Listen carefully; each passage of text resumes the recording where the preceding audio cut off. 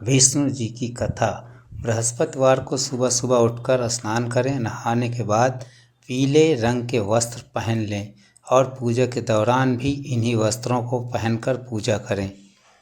भगवान सूर्य व माँ तुलसी और शालिग्राम भगवान को जल चढ़ाएं। मंदिर में भगवान विष्णु की विधिवत पूजन करें और पूजन के लिए पीली वस्तुओं का प्रयोग करें। पीले फूल, चने की दाल, पीली मिठाई, पीले चावल और हल्दी का प्रयोग करें। इसके बाद केले के पेड़ के तने पर चने की दाल के साथ पूजा की जाती है। केले के पेड़ में हल्दी युक्त जल चढ़ाएं। केले के पेड़ की जड़ों में चने की दाल के साथ ही मुनक्का भी चढ़ाएं। इसके बाद घी का दीपक जलाकर उस पेड़ की आरती करें। विष्णु भगवान की व्रत कथा और आरती कथा के अनुसार करें। प्राचीन काल की बात है। किसी राज्य में एक बड़ा प्रतापी और दानी राजा राज्य करता था।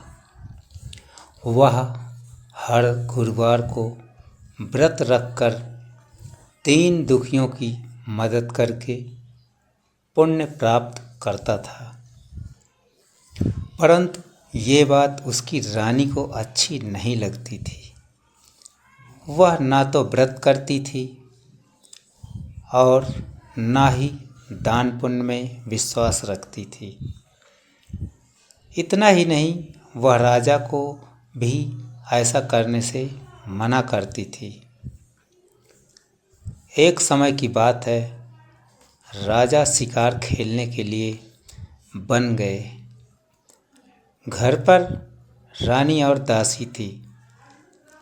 उसी समय गुरु बृहस्पति देव साधु का रूप धारण कर राजा के दरवाजे पर भिक्षा मांगने आए।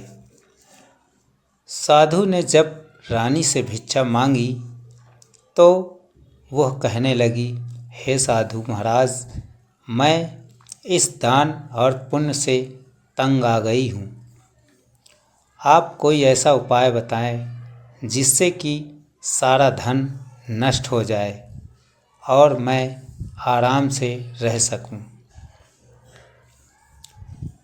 इतना सुनकर बृहस्पति देव ने कहा, हे देवी, तुम बड़ी विचित्र हो। संतान और धन से कोई दुखी होता है? अगर अधिक धन है तो इसे शुभ कार्यों में लगाओ।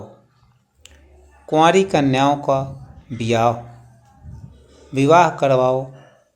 विद्यालय और बाग बगीचे का निर्माण कराओ, जिससे तुम्हारे दोनों लोग सुधरें। परंतु साधु की इन बातों से महारानी को खुशी नहीं हुई। उसने कहा कि मुझे ऐसे धन की आवश्यकता नहीं है जिसे मैं दान दूं और जिसे संभालने में मेरा सारा समय नष्ट हो जाए। तब साधु ने कहा, अगर तुम्हारी ऐसी इच्छा है तो मैं जैसा तुम्हें बताता हूँ तुम वैसा ही करना। गुरुवार के दिन तुम घर को गोबर से लीपना और बालों को पीली मिट्टी से धोना। राजा से हजामत बनाने को कहना। भोजन में मांस मदिरा का प्रयोग करना। कपड़े धोबी के यहाँ धुलने देना। इस प्रकार 7 बृहस्पतिवार करने से तुम्हारा समस्त धन नष्ट हो जाएगा। इतना कहकर साधु के रूप में बृहस्पति देव अंतर्ध्यान हो गए। साधु के अनुसार कई बातों को पूरा करते हुए रानी को केवल 3 बृहस्पतिवार ही बीते थे कि उसकी समस्त धन संपत्ति नष्ट हो गई। भोजन के लिए राजा का परिवार तरसने लगा। तब एक दिन राजा ने रानी से बोला कि हे रानी, तुम यहीं रहो, मैं दूसरे देश को जाता हूँ, क्योंकि यहाँ पर सभी लोग मुझे जानते हैं, इसलिए मैं कोई छोटा कार्य नहीं कर सकता। ऐसा कहकर राजा दूसरे देश चला गया। वहाँ वह जंगल से लकड़ी काट कर लाता और शहर में बेचता। इस तरह वह अपना जीवन व्यतीत करने लगा। इधर राजा के परदेश जाते ही रानी और दासी दुखी रहने लगी। एक बार जब रानी और दासी को 7 दिन तक बिना भोजन के रहना पड़ा तो रानी ने अपनी दासी से कहा, हे दासी, पास ही के नगर में मेरी बहन रहती है, वह बड़ी धनवान है, तू उसके पास जा और कुछ ले आ, ताकि थोड़ी बहुत गुजर बसर हो जाए। दासी रानी की बहन के पास गई। उस दिन गुरुवार था और रानी की बहन उस समय बृहस्पतिवार व्रत की कथा सुन रही थी। दासी ने रानी की बहन को अपनी रानी का संदेश दिया, लेकिन रानी की बड़ी बहन ने कोई उत्तर नहीं दिया। जब दासी को रानी की बहन से कोई उत्तर नहीं मिला तो वह बहुत दुखी हुई और उसे क्रोध भी आया। दासी ने वापस आकर रानी को सारी बात बता दी। ये सुनकर रानी ने अपने भाग्य को कोसा। उधर रानी की बहन ने सोचा कि मेरी बहन की दासी आई थी, परंतु मैं उससे नहीं बोली, इससे वह बहुत दुखी हुई होगी। कथा सुनकर और पूजा समाप्त करके वह अपनी बहन के घर आई और कहने लगी, हे बहन, मैं बृहस्पतिवार का व्रत कर रही थी, तुम्हारी दासी मेरे घर आई थी, परंतु जब तक कथा होती है तब तक ना तो उठते हैं और ना ही बोलते हैं, इसलिए मैं नहीं बोली। बताओ दासी क्यों आई थी? रानी बोली, बहन, तुमसे क्या छिपाऊं, हमारे घर में खाने तक को अनाज नहीं है। ऐसा कहते कहते रानी की आंखें भर आई। उसने दासी समेत पिछले 7 दिनों से भूखे रहने की पूरी बात अपनी बहन को बता दी। रानी की बहन बोली, देखो बहन, भगवान बृहस्पति देव सबकी मनोकामना पूर्ण करते हैं। देखो, शायद तुम्हारे घर में अनाज रखा हो।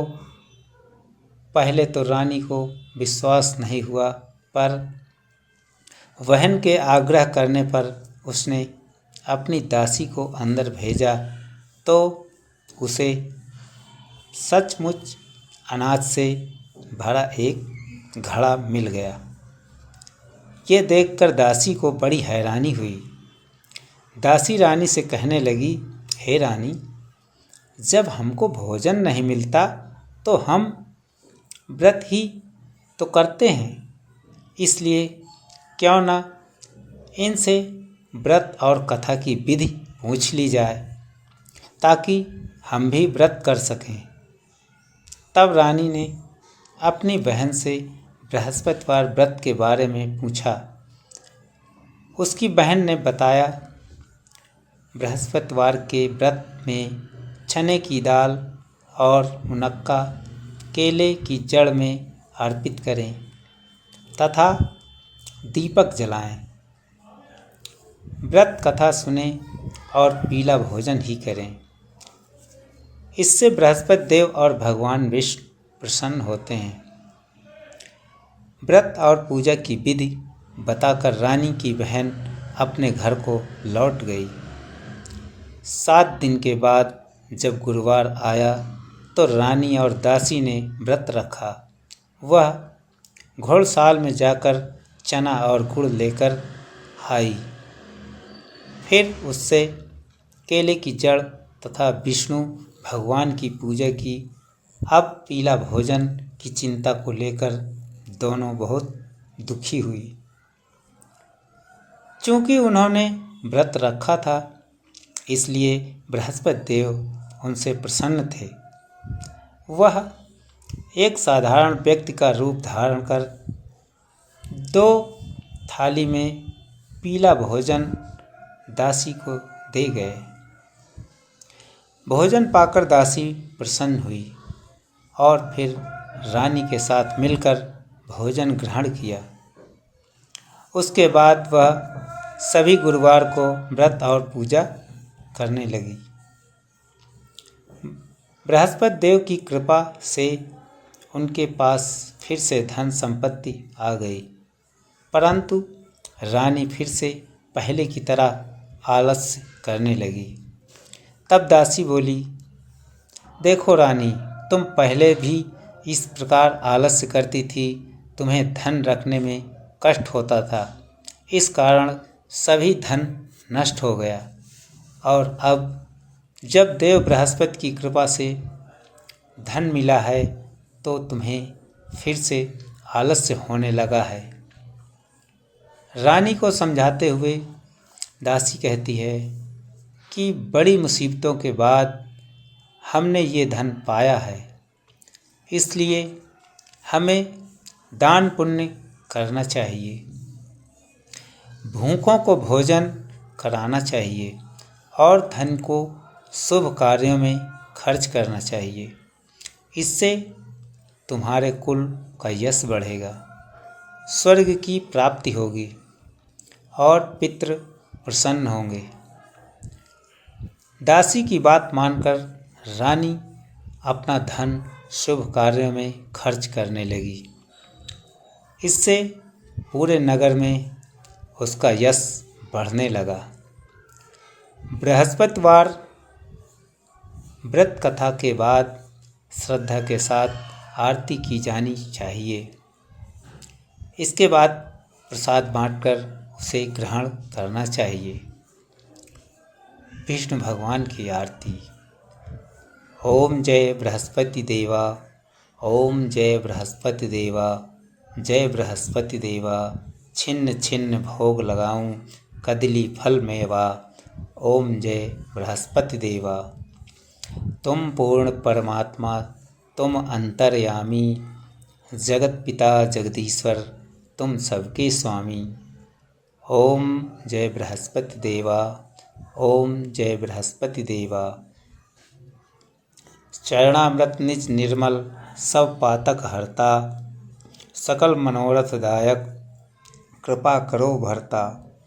ओम जय बृहस्पति देवा। तन मन धन अर्पण कर, जो जन शरण पड़े, प्रभु प्रकट तब होकर, आकर द्वार खड़े। ओम जय बृहस्पति देवा। दीन दयाल दया निधि भक्तन हितकारी, पाप दोष सब हरता, भवबंधन हारी। ओम जय बृहस्पति देवा। सकल मनोरथ दायक, सब संशय तारो, विषय विकार मिटाओ, संतन सुखकारी। ओम जय बृहस्पति देवा। जो कोई आरती तेरी प्रेम सहित गावे, ज्येष्ठानंद बंद सो निश्चय पावे। और केले के पेड़ के पास ही बैठकर व्रत कथा का भी पाठ करें। श्रीनाथ मोटिवेशनल स्टोरी चैनल को लाइक करें, सब्सक्राइब करें और शेयर करें। धन्यवाद।